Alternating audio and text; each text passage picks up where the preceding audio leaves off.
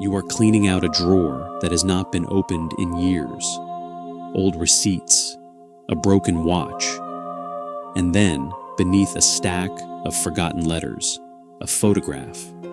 It is small, black and white, curling at the edges. You do not recognize the house in the background. You do not recognize the people standing in front of it. But something about the way one of them is looking at the camera makes you stop breathing for a second. Why does this feel familiar?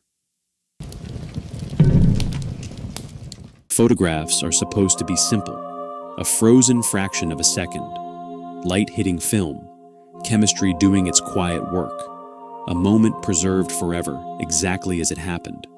That is the promise. That is what makes them trustworthy. But every so often, a photograph surfaces that breaks that promise entirely. A photograph that shows something that, according to every record, every witness, every scrap of evidence available, should not have been there at all. This is one of those stories. In the autumn of 1959, a family in a small town in the English Midlands sent a roll of film to be developed at a local chemist's shop. Nothing unusual about that. Birthdays, holidays, a new baby, ordinary life captured in silver halide. When the prints came back, most of them were exactly what you would expect. Faces smiling, a garden in bloom, a dog mid-jump, ears flying. But one print was different. It showed the family's living room, empty, taken by accident when someone's finger had slipped on the shutter. Except the room was not empty. Standing near the window, half turned away from the camera, was a woman in old-fashioned mourning dress. Nobody in the house that day was wearing black. Nobody in the house that day looked anything like her. And when the family compared notes, every single person could account for exactly where they had been standing at the moment the photograph was taken. None of them were near that window. You might already be thinking of an explanation, a double exposure, a reflection, a trick of developing chemicals gone wrong. And for decades, that is exactly what skeptics have argued. And in most so-called ghost photographs, they are almost certainly right. But this case is different for one specific reason, and it is the reason the photograph ended up preserved, studied, and eventually locked away in a private archive instead of being thrown in the bin like a curiosity. The camera used that day was later tested, repeatedly, by people who had every incentive to prove nothing strange had happened. No double exposure was possible with that particular model. No mechanical flaw could account for the second image layered into the frame. The negative itself, when examined under magnification, showed no scratches, no chemical staining, no sign of tampering at the emulsion level. Whatever was standing by that window, it was there in the same continuous exposure as everyone else in the room. So, who was she? The family did some digging, slowly, cautiously, the way people do when they are half hoping to find nothing at all.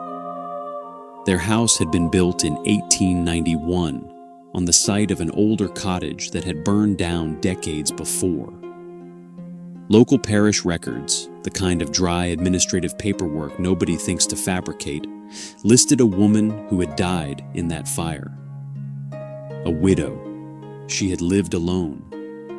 The fire had started, according to the coroner's report at the time, in the front room, near the window. Here is where the story could have ended, tidy and satisfying. A name attached to a face, a mystery solved. But it did not end there, because eyewitnesses who later saw the photograph, people with no connection to the family and no knowledge of the parish records, described the woman in near identical terms before ever being told who she supposedly was. The same posture, the same slightly turned face, the same detail mentioned independently by more than one person of her hands being clasped tightly in front of her, as though she were holding something that was not there anymore. Does that unsettle you a little? It should, because photographs are not supposed to hold memory. They are not supposed to know anything. And yet here was an image that seemed to agree with itself, over and over, in the mouths of strangers who had never spoken to one another. Before any of that came to light, though, the family did something most people in their position never think to do. They asked their neighbors, quietly, without explaining why, whether anyone had ever heard anything strange about the house. And two separate neighbors, unprompted, mentioned the same detail: a cold patch, right by the front window. The kind of cold that had nothing to do with drafts or old glass. The kind that made you want to leave the room without quite knowing why. One neighbor said she had stopped letting her children play in that corner of the garden years earlier, for no reason she could ever properly explain, even to herself. None of that is proof of anything.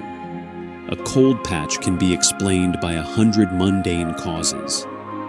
A neighbor's unease can be nothing more than suggestion, a story absorbed secondhand and repeated as memory.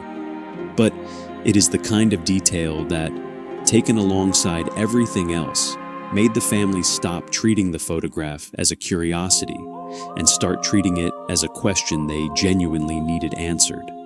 The photograph eventually made its way to a researcher who specialized in what were then called extra images, a polite academic term for the unexplained figures that occasionally turned up in otherwise ordinary photographs.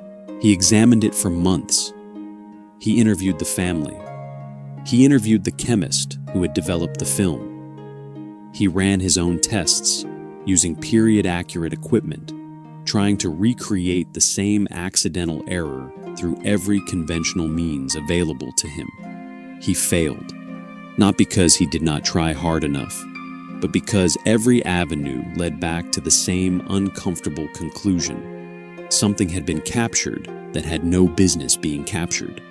He tried double exposure, deliberately, using the same camera body and the same batch of film stock, and could not reproduce a figure with anything close to the same clarity. He even consulted opticians about the angle of light through that particular window at that particular time of year, wondering if some freak refraction had created the illusion of a shape where none existed. Each failed explanation should have been reassuring. Instead, each one narrowed the possibilities a little further, until what remained was smaller, stranger, and harder to dismiss. He never claimed it was proof of an afterlife. He was careful about that, publicly and repeatedly. What he did say, in the modest and hedged language, was that the case remained, in his words, unresolved by any explanation currently available to science. That phrase followed the photograph for the rest of its documented history. Unresolved, not explained, not disproven. He knew exactly what happened to people who claimed proof of the impossible. He had watched colleagues get laughed out of academic circles for far less. So instead of announcing a breakthrough, he published a narrow, carefully worded paper, stripped of speculation, listing only what he had tested and what he had failed to explain. No claims about ghosts, no claims about the afterlife, just a list of eliminated possibilities and one photograph that refused to fit into any of them. That caution is, in its own way, part of what makes the case credible to skeptics and believers alike. He had every reason to sensationalize it and chose not to. He had every reason to walk away and chose to keep testing instead, quietly, for years, long after most people would have simply filed the photograph away and moved on with their lives. You would think a photograph like that would end up in every haunted house documentary, every late-night television special, and for a while, it did circulate in grainy reproductions and second-hand retellings, each one slightly less accurate than the last. But the original print itself disappeared from public view sometime in the 1970s, absorbed into a private collection, its current whereabouts known to only a handful of people who have, so far, declined to make it public again. Which means that somewhere, in a drawer or a folder, that photograph still exists. The woman is still standing by that window, in morning dress, hands clasped around something that isn't there, waiting, perhaps, for someone to develop the film all over again. And this is where the story stops being about them and starts being about you. Because photographs are not the rare thing anymore. You do not send a roll of film to a chemist and wait a week to find out what was really in the room with you. You carry a camera in your pocket. You take dozens of photographs a week without thinking twice. Family dinners, empty hallways, that quiet corner of your house you walk past every day without really looking at it. How many of those photographs have you actually looked at closely? Most of the time, there is nothing there. Statistically, overwhelmingly, there is nothing there. That is what the evidence tells us, and evidence deserves respect. But every so often, somewhere in the world, someone scrolls back through their camera roll for an entirely unrelated reason, and stops, and stares, and feels that same cold hesitation the family in the Midlands must have felt in 1959, holding a small black and white print in their hands, looking at a woman who was never supposed to be standing by that window. So tonight, when you finally put your phone down and the room goes quiet, ask yourself this. If you turned the camera around right now and photographed the empty space behind you, would you be the only one in the frame?